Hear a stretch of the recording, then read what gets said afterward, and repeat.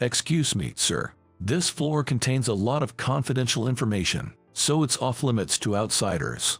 The cleaning company's office is in the basement, right? Hurry up and get going. The younger employees these days are exactly spirited. That's all I thought to myself. Being nearly 60 and on the brink of retirement, suddenly showing up at the headquarters, it's no wonder the younger employees don't recognize who I am. In the end, it doesn't matter what I'm supposed to be. I just do my job. My name is Michael, in my late 50s. For an average salaried worker, I'd be considered close to retirement age in most companies. The company I admired is one that develops online games. It started in a tiny room with just 2 computers and 2 people. Before we knew it, the company had grown so much that it had its headquarters in a building so tall that the top floor was too dazzling to see. I was called in for work this time, but I was worried if I could handle it since there have been a lot of young employees joining in the meantime. Excuse me, you're in the way. I'm terribly sorry. I wasn't blocking the entrance on purpose. It was a wide enough hallway that they could easily get by. I was just standing there. My peaceful morning was disturbed, and I was somewhat annoyed, but I politely apologized to the man and moved aside. Country bumpkin, don't just stand there dazing off. The man who muttered this as he passed by also clicked his tongue loud enough for me to hear. With my employee badge prepared in advance, I entered the company. I believe the development department was this way. I hardly ever came to the headquarters, so I was lost in the building filled with similar-looking rooms. Then, I spotted the man who had hurled insults at me at the entrance. Realizing my gaze, the man seemed to recognize me and immediately said, Hold on, sir. This floor has a lot of confidential matters, so it's off limits to outsiders. The cleaning company's office is supposed to be in the basement. Hurry up and go." The man must have thought I was a cleaner based on my attire. He gestured dismissively with his hand. "Oh, no, that's not it, you see.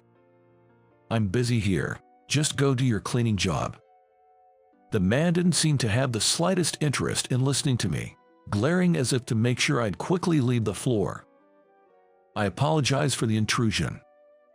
Today, I was dressed in a casual jacket and a checkered shirt. Since I wasn't wearing a tie, they probably didn't think I was an employee of the company. Reluctantly, I decided to move as the man had said.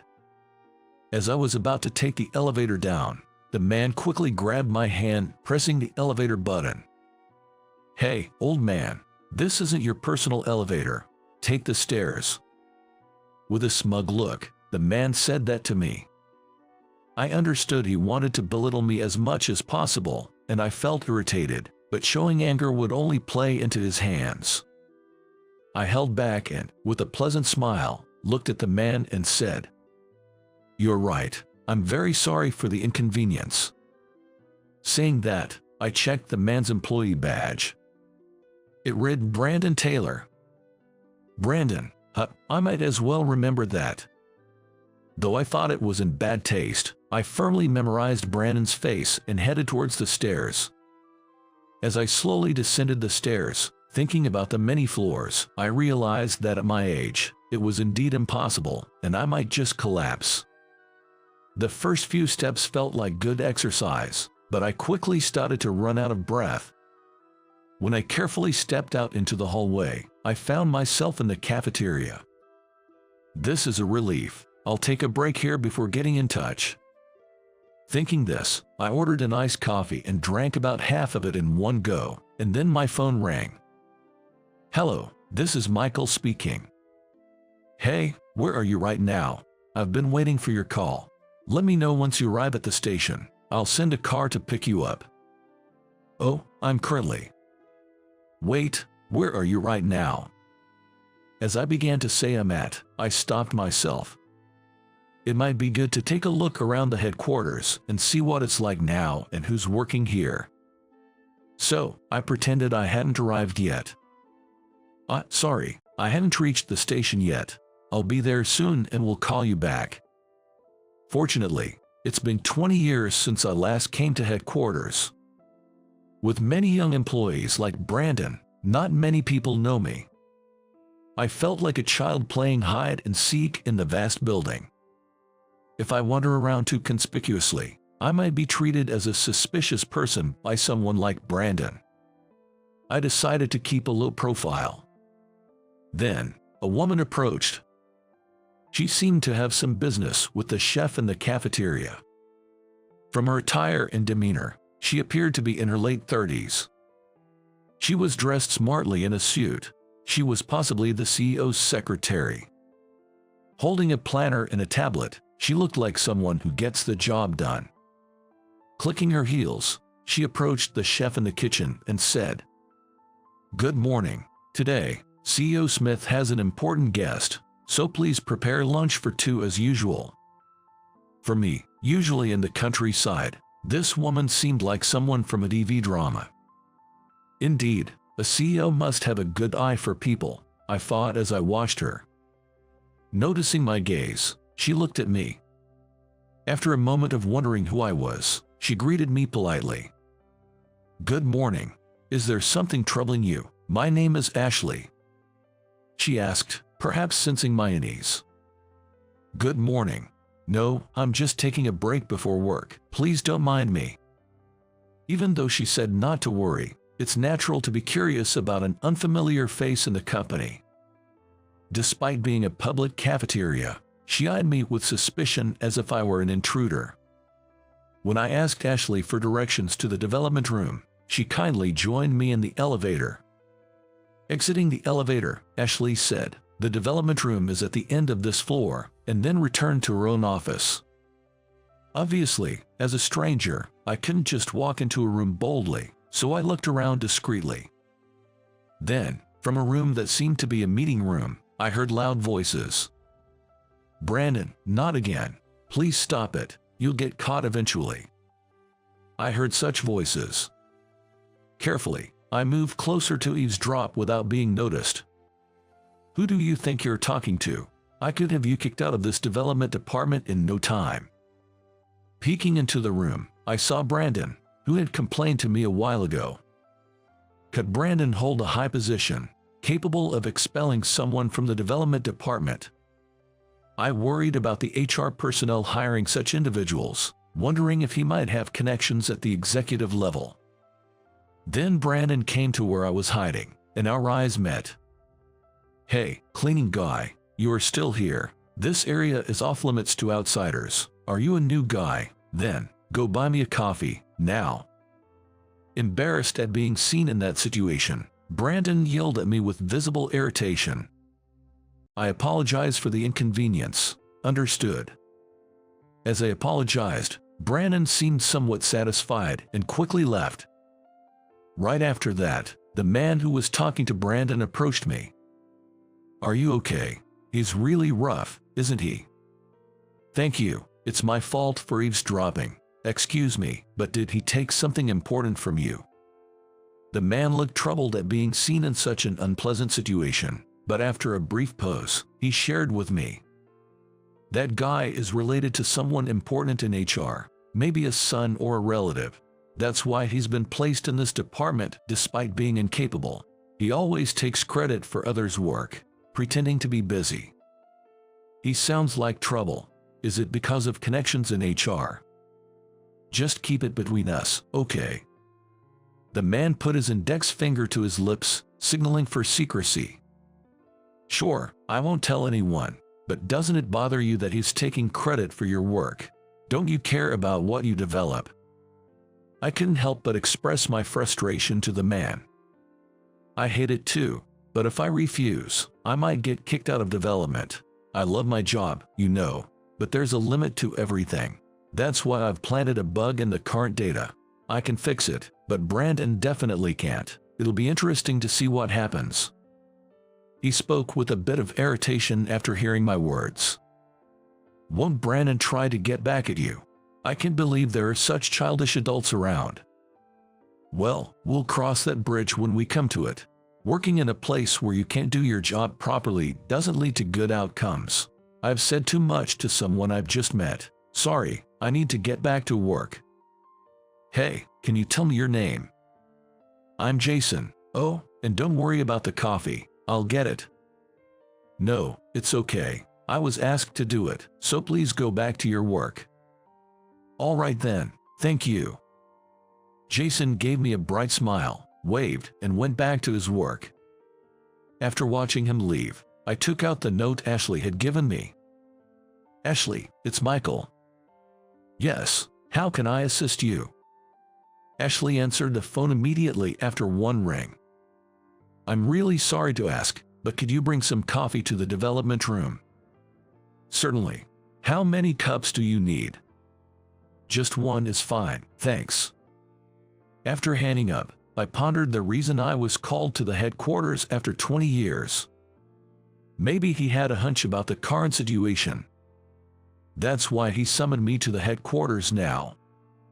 I encouraged myself to meet his expectations and then reached for the doorknob of the development room.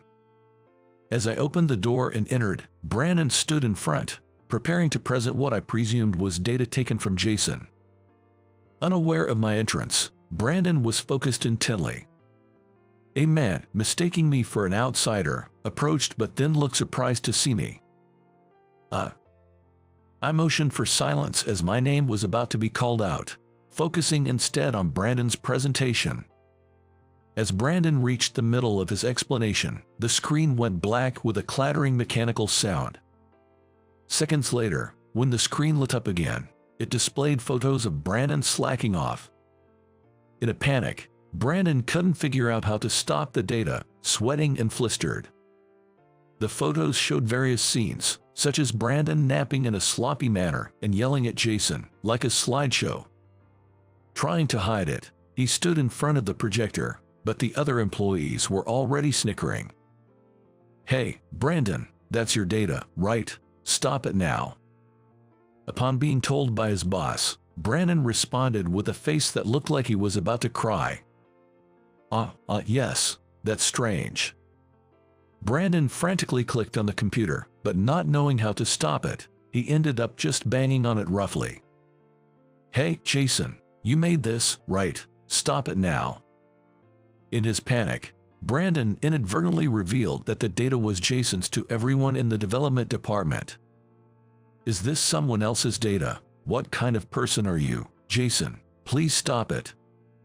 Hearing that, the department head Ryan instructed Jason to stop the slideshow.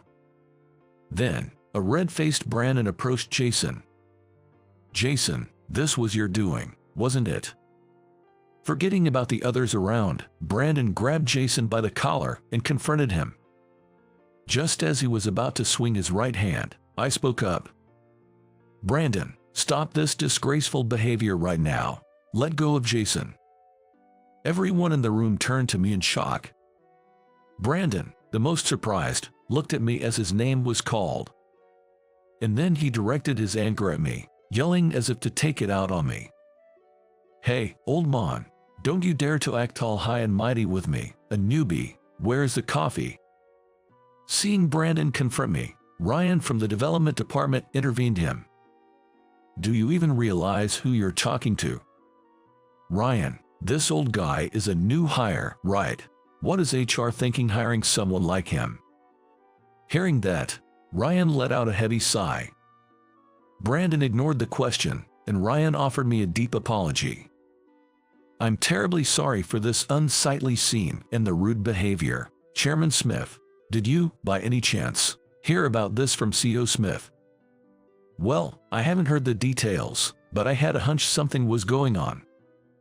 Just then, Ashley appeared with a single cup of coffee. Excuse me, she said as she entered the room and offered me the coffee. Chairman Smith, sorry to keep you waiting. Ashley, sorry to make you do this. Thank you. I took the coffee from Ashley and handed it to Brandon. Here you go, Brandon. Brandon had lost all his earlier bravado, and he was visibly shaken. Chairman Smith, you're not a new hire. Thank you for the coffee. The employees around us were also unsettled by the situation. Jason looked particularly flustered. Then, CEO Smith arrived, looking rushed.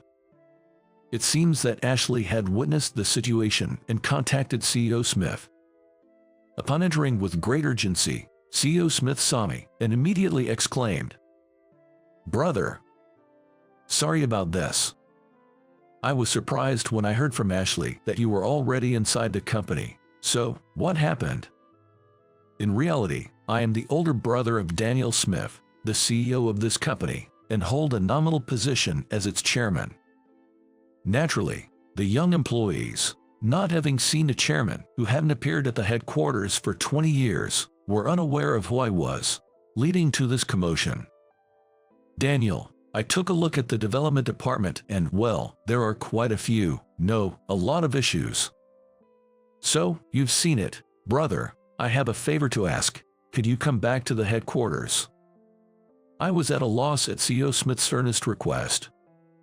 Once upon a time, as we started the company together, I demanded of perfection from the increasing number of employees, and it disrupted the harmony within the company. My stress over unattainable goals led me to shout at employees and demand excessive overtime, earning me the nickname "the demon behind my back." The stressed employees lost their motivation to create good products, and the company atmosphere turned tense. Seeing Daniel always trying to mediate between me and the employees with a troubled face, I suggested stepping back myself. After that, I retreated to the countryside, where I opened a small programming class for children and led a modest life. Before I knew it, Daniel had grown the company we started together into something much larger on his own. He must have had the knack for management. Standing in front of the company, I looked up at the building and felt deep down that stepping back then was the right decision. However, I was surprised to find myself listed as the chairman without realizing it.